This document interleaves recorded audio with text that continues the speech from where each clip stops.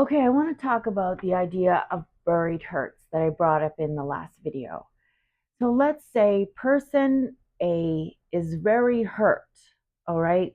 Person B has done something in the relationship to really rock person A's trust. They feel like very maybe betrayed, and it could be something like they didn't get the support they needed when they were ill or a family member was ill. I mean, the list goes on, right? Betrayal. And a big one is infidelity, right? That's a very common problem I see in the office. So, person B did some betrayal and they apologize. They say it'll never happen again. They recognize uh, that this is a problem, and they've owned up to it to a certain degree, but really they want it to move on. They don't want to sit in a place of shame and guilt, right? So person A agrees. They don't want the relationship to end. They're very hurt. They feel betrayed. They feel like uh, you know they're not sure if they can trust anymore, but they they love person B. They want to stay in the relationship. So they agree to bury their hurts. They agree that they're okay, that they trust them, that they can move on, and the relationship kind of goes along like nothing happened. At least it looks like it on the surface until another challenge arises. All right, something minor, but person A responds big. Okay, so they seem really hurt to what person B feels like is a minor infraction. But person A is overreacting and to the current situation.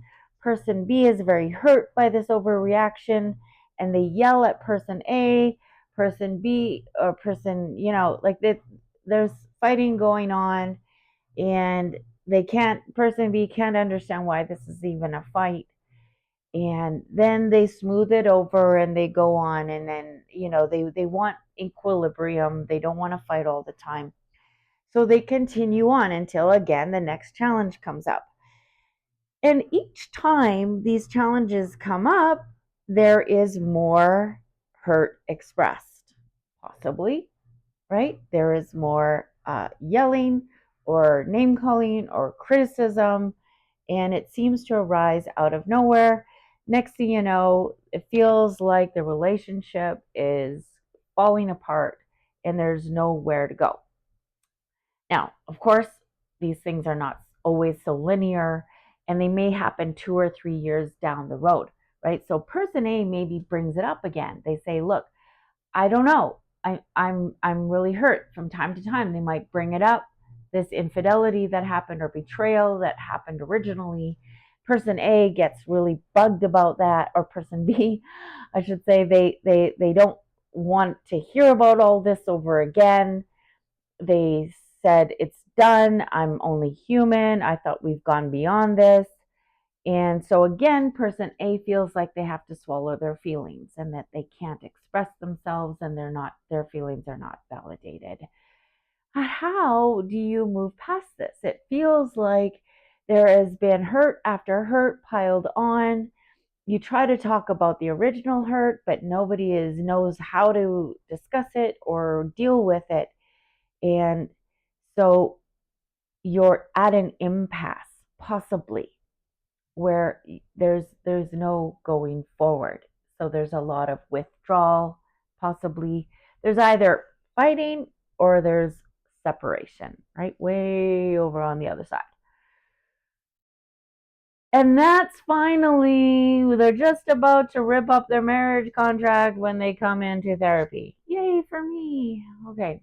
So now we have to find a way down through the weeds to some original betrayals and try to repair what has been buried and find a way where both parties can feel um, like they are heard, and that it's understood why and how things happened that from that original betrayal, and then really work on strategies of sharing your feelings, because sometimes the original betrayal happened because there was no sharing of feelings. So there really is a bedrock of miscommunication that has happened in the relationship.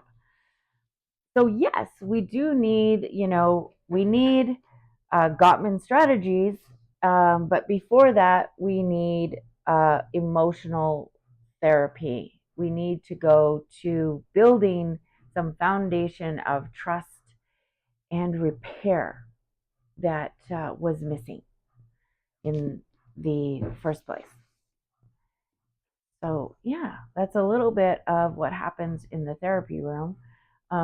Sometimes somebody, they've come in so late that the feelings of love and connection are so far removed that they've already kind of, somebody in the relationship has moved on, right? They're already into the next phase of their life. They're just occupying space with their partner, and that's a very difficult place to work from in the therapy office, because